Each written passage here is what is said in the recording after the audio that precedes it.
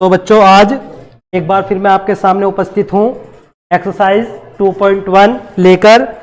तो मैं समझता हूँ इससे पिछली वाली वीडियो में मैंने आपको इस चैप्टर से रिलेटिव जो इंट्रोडक्शन दिया था, जो समझाया था, आपकी समझ में आ गया होगा और एक्सरसाइज के आपने एग्जाम्पल करने की कोशिश करी होगी। तो आइए शुरू करते हैं एक्सरसाइज 2.1।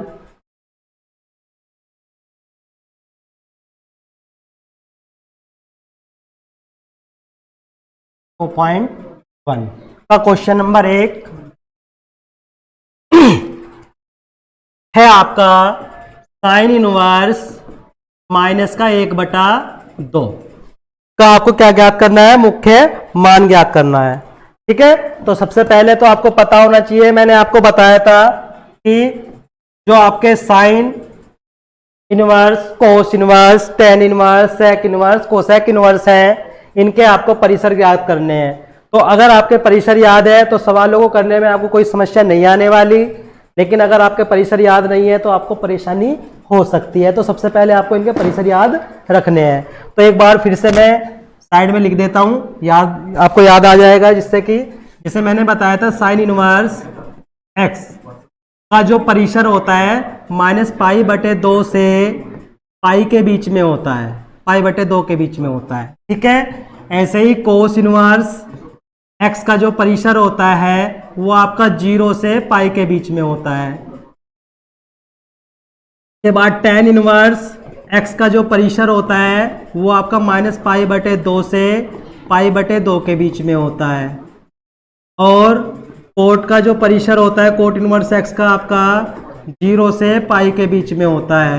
इसी प्रकार सेक का जो परिसर होता है आपका 0 से पाई के बीच में होता है। और जी कोसेक का जो परिसर होता है आपका, कोसेक इनवर्स एक्स का, वो -π/2 से पाई के बीच में, π/2 के बीच में होता है। ये मैंने आपको समझा दिया था। और साथ ही साथ ये बताया था मैंने आपको साइन के बाद टेन और टेन के बाद कोसेक का जो परिसर होता है वो सेम होता है।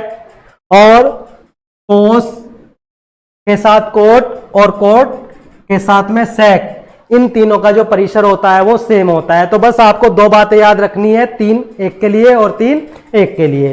तो चलिए बात करते हैं हम क्वेश्चन नंबर 1 की। क्वेश्चन नंबर 1 है आपको मुख्य मान ज्ञात करना है साइन इनवर्स -1/2 का। तो इसके लिए सबसे पहले आपको पता है साइन इनवर्स एक्स का मुख्य परिसर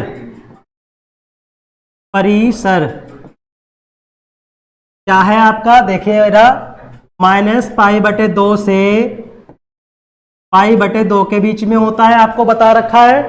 ठीक है, तो अब सबसे पहले आप क्या करेंगे, माना साइन इनवर्स -1/2 बराबर आप क्या मान लेंगे? थीटा मान लेंगे।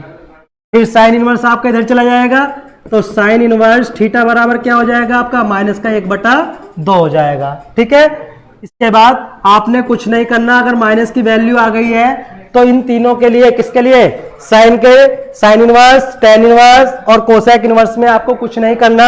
अगर माइनस बाहर आ रहा तो आप सीधा सीधा माइनस बाहर लगा दो। ठीक है, इसके बाद आपको देखना है साइन में 1/2 वैल्यू किसकी होती है? साइन 30 की वैल्यू होती है। तो आप सीधा सीधा लिख देंगे साइन 30 को अगर हम रेडियस में लिखेंगे तो क्या लिखा जाएगा? π/6।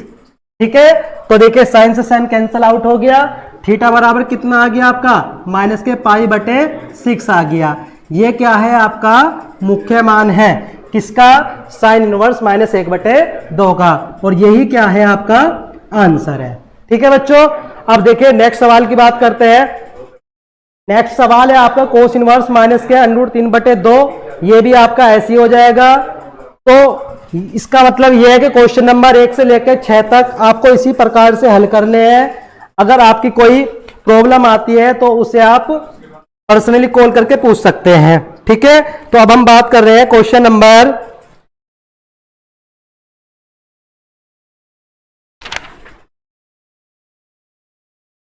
11 की। तो क्वेश्चन नंबर 1 से लेकर 10 तक आपको इसी तरीके से हल करने हैं। ठीक है बच्चों, तो चलिए क्वेश्चन नंबर 10 की बात करते हैं।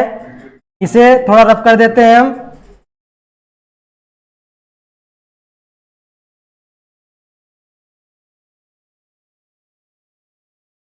देखिए क्वेश्चन नंबर 11 है आपका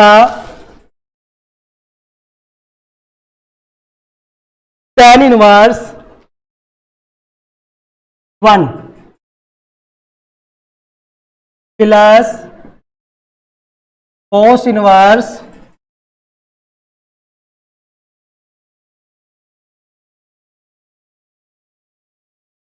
-1/2।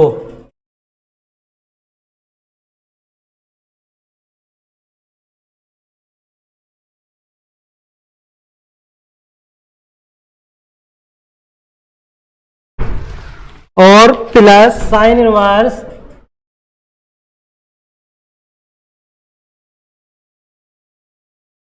-1/2। ये आपका क्वेश्चन है, इसका आपको क्या करना है, मान ज्ञात करना है। ठीक है, तो चलिए करते हैं।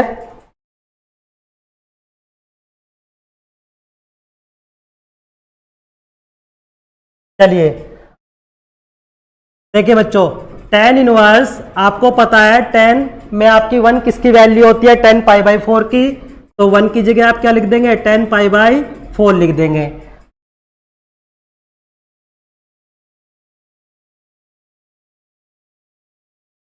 प्लस कोस इनवर्स, अभी कोस इनवर्स -1/2 का मान अभी आप ज्ञात करके आए थे।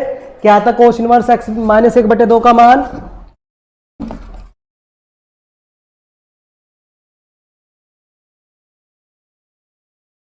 प्लस 2π/3 अभी हमने निकाला था। इसके बाद प्लस साइन इनवर्स, मैंने -1/2 के लिए आपको बताया था, आप माइनस बाहर ले लेंगे तो प्लस माइनस क्या हो जाता है, प्लस माइनस आपका माइनस हो जाएगा। तो इसकी जगह आपको क्या आ जाएगा, माइनस आ जाएगा।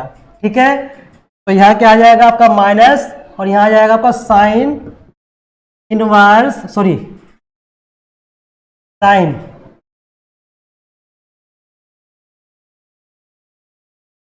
π/6। ठीक है, अब देखिए, तो tan से tan कैंसल आउट हो गया, क्या बचा π/4, प्लस cos से cos कैंसल आउट हो गया, क्या बचा 2π/3, माइनस साइन से साइन कैंसल आउट हो गया, क्या बचा π/6। अब आपको क्या करना है, इसका एलसीएम लेके हल करना है। एलसीएम लेना आप सभी जानते हैं, क्या आ जाएगा एलसीएम इसका, 12 आ जाएगा। ठीक है, देखिए 4 से 12 को काटेंगे, 4 तिया 12, प्लस 3 चौक 12 और 4 दूनी 8, प्लस 6 दूनी 12, माइनस के 2π। ठीक है बच्चों,